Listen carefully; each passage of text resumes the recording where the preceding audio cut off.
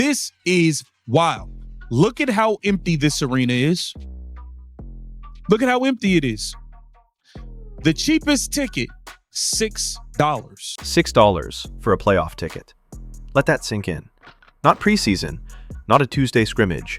The postseason, the crown jewel, going for less than a Chipotle bowl with extra guac. And in some buildings, lower bowl seats for the price of a drive-thru meal. If that sounds wild, it is. But it's also a warning flare, because the moment Caitlin Clark left the floor in sweats instead of a jersey, the whole ecosystem flipped upside down. Here's what we're doing today. We're pulling receipts, ticket prices, ratings, arena moves, who benefited, who fumbled, and what the league must do before this becomes the lasting image of what should have been a golden era. And I want your honest take as you watch. Is this justice for how Clark was treated, or the bill for short-sighted leadership? It's understandable in this era to figure that tickets for playoff games are more expensive than the regular season, but Fever tickets for Tuesday night remain very affordable. $12, $13. I don't know what they're going to lie about as far as attendance goes. We're going to get into that momentarily. There are tons of tickets, hundreds of tickets available, if not thousands of tickets still available for tonight's game at a cheap price of a hoagie sandwich and a bag of chips from Wawa. Quick engagement spark. If your favorite concert announced the headliner is out, do you still go? Yes or no? Drop it in the comments. I'm betting the result mirrors what we're seeing right now. Let's start with the sticker shock. Playoff seats for $6. Courtside, in some cases, for $200. That's high school championship pricing for a professional semifinal environment. A few weeks ago, you had to fight the algorithm for 2 minutes just to see a Fever seat under triple digits.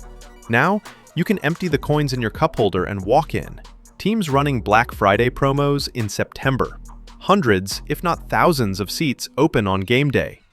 This isn't a normal postseason dip. It's a floor falling out. WNBA is in a panic right now. The WNBA higher-ups are panicking. They don't know what's going to happen. I already let y'all know. I showed y'all the numbers that they was concerned about the playoff ratings and what they will be for the networks. They're concerned about it already. No Caitlin Clark here to carry everybody. They don't know how these numbers are going to look. Tickets are they're already doing Black Friday sales for playoff tickets. There are teams already doing Black Friday sales for playoff tickets. And yes, we all know why. The Clark effect isn't a theory.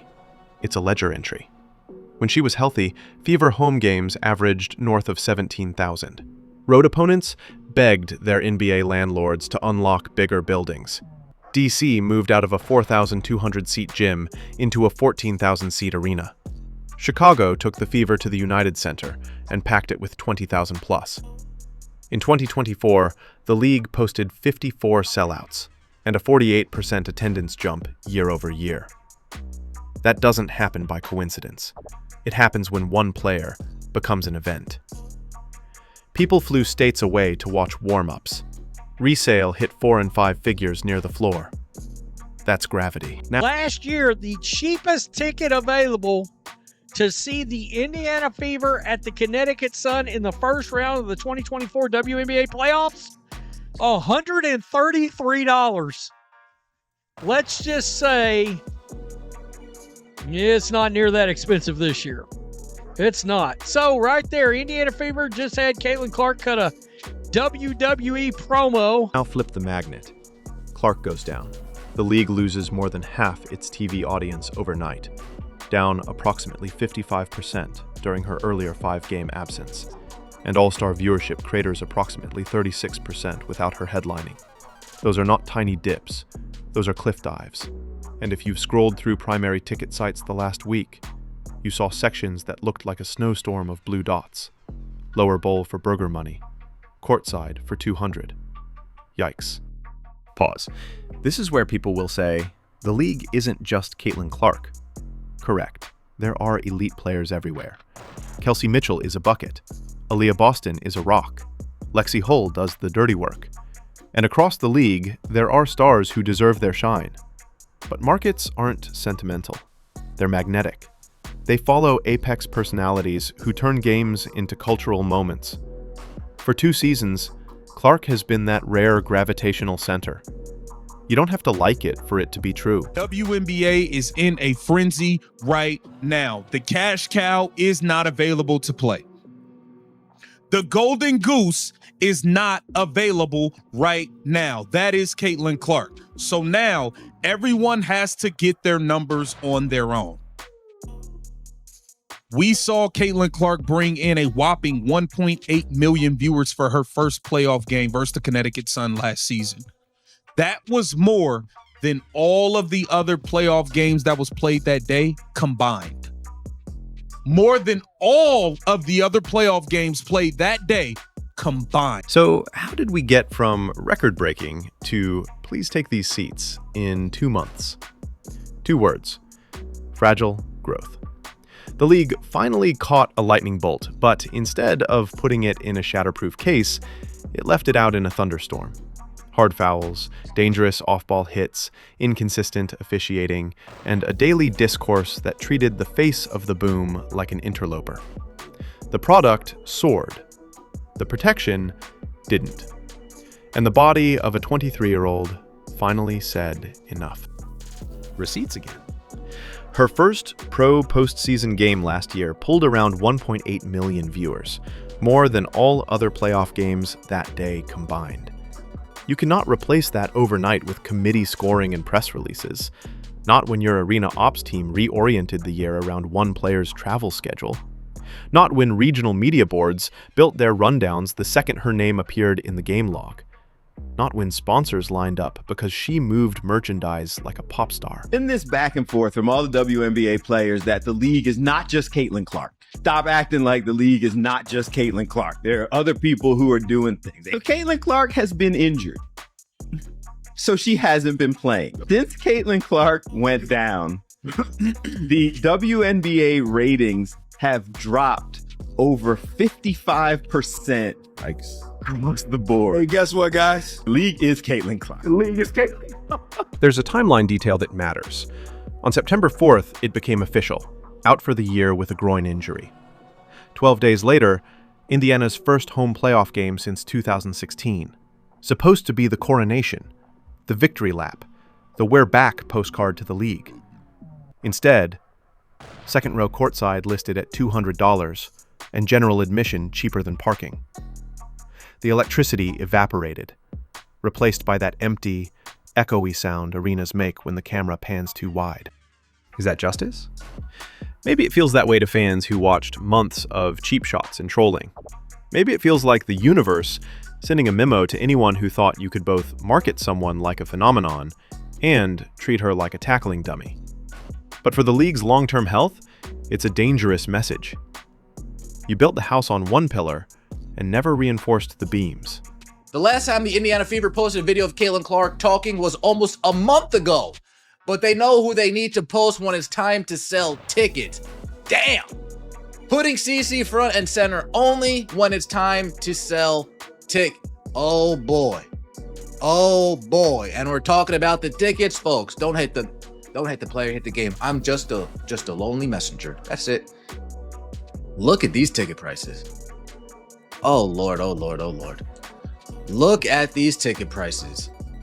$13, $12, $55 for section 100, $27, $147 for section 5, $55 for section 19, $330 for courtside seats. Because the economics here aren't small potatoes. We're on the lead-in runway to an 11-year, multi-billion-dollar media rights deal. Expansion is on deck. Salaries are negotiating upward. Corporate partners want predictability, and they like clean storylines. If your story is, this only works when one person plays, that's a leverage killer. Sponsors buy consistency. Networks buy appointment viewing. Empty lower bowls and $6 barcodes are the opposite of both. Let's confront the uncomfortable. Who called the shots down the stretch? If Clark's camp and medical team said, no, she can't go, fine. Protect the player, full stop. If there was organizational pressure to keep pushing a compromised body for short-term gates, that's malpractice. The "who ordered the code red" question matters because it tells fans whether there's a learning curve here or just a spin cycle. Transparency earns trust. Silence breeds conspiracy. But Caitlin Clark was first. You know what would have also put asses in seats? Indiana Fever clearing Caitlin Clark to play the game of basketball. That would have done it. I promise you. I promise you that would have done it. Again, I believe we deserve to know who ordered the code red. It's a lot different if it is Caitlin Clark and her people believe that, and her medical team believe that she could not play. If it was Stephanie White in the Indiana Fever, I believe that changes everything as far as I'm concerned. Now, I can already hear the rebuttal. The Fever should still draw. Playoffs are about the team, not just one player. In theory, yes. In practice, fans form bonds with individuals first and systems second. It's why the NBA has marketed faces for 50 years. It's why Tiger moved golf's decimal point. It's why Serena turned center court into a global stage. You ride the wave the star creates, and while riding, you build platforms for others, so the floor doesn't collapse if the wave pauses. That second part never really happened here. Let's talk blame without turning this into a pile-on. Players aren't villains for playing hard. Coaches aren't villains for game planning physicality. Refs aren't villains because they miss calls at full speed. Systems are villains when they nudge incentives in the wrong direction. If the easiest way to slow the league's biggest draw was to rough her up, and the penalty for doing it was minimal, you're going to get what we got. Injury, absence, and a postseason trying to sell half-price tickets like a yard sale. Teams already doing Black Friday sales for playoff tickets. There are some teams, the league is afraid that there are some teams' games where you could get into the playoff game for $6. That is how low some of these ratings might be and how low some of these ticket prices might be. But here's the twist. The fans are part of the solution. If you were one of the millions who tasted how fun this can be when it's done right, don't let the momentum die on principle. Sample other stars. Reward broadcasts that cover the game with energy and fairness. Keep receipts, but keep showing up. Because pressure from buyers, viewers, and ticket holders moves mountains in sports faster than any memo ever will. Zoom out one more time. What we're seeing isn't just about the Fever, it's a mirror for the entire league. You asked for mainstream attention? You got it. Attention is a currency and a responsibility. You cannot cash the checks and ignore the risk management. You cannot build a business on "the future is now" slogans and then let the present get chopped down without consequence. Protect your investment, protect your players, and tell stories big enough that multiple names can carry nights. So what happens next? If Clark returns healthy next season, the turnstiles will start spinning again, no question. The question is whether the league uses the time between now and then to widen the bridge. Ticket prices rebounding because one person is back is not success, it's a reset. Success is Chicago selling out when the Fever aren't in town. Success is DC keeping that big arena energy for a Mystics homestand not tied to a single opponent. Success is a playoff series where neutral fans circle dates because there are 3 must-watch talents on the floor, not one. Until then, those $6 tickets are a loud headline. They say the quiet part out loud. You didn't build a moat around your castle. And if you don't, storms flood the halls fast. Here's my stance, clean and simple. The league needs Caitlin Clark more than Caitlin Clark needs the league today. That can change, but only if the people in charge change first. Set the standard, protect the draw, elevate the rest, and own the strategy. Otherwise, this postseason's empty seats become a template, not a blip. Your turn. Is this a rightful wake-up call for how Clark was handled? Or just the reality of star-driven sports? Who do you hold most responsible? The team's medical decision-making, the officiating standard, league leadership, or the culture that made cheap shots a nightly subplot? Sound off below. I'm reading everything. If you're new here, hit subscribe and turn on notifications. We go deeper than hot takes, and we always bring receipts. And if you want a follow-up on the exact policy changes the league could implement tomorrow to protect stars and grow the pie for everyone, comment Plan B, and I'll prioritize it. For now, remember the image: a conference semifinal with lower bowl seats priced like a hoagie and chips. That's not an economy problem. That's a strategy problem. Fix the strategy, and the 6 becomes 60.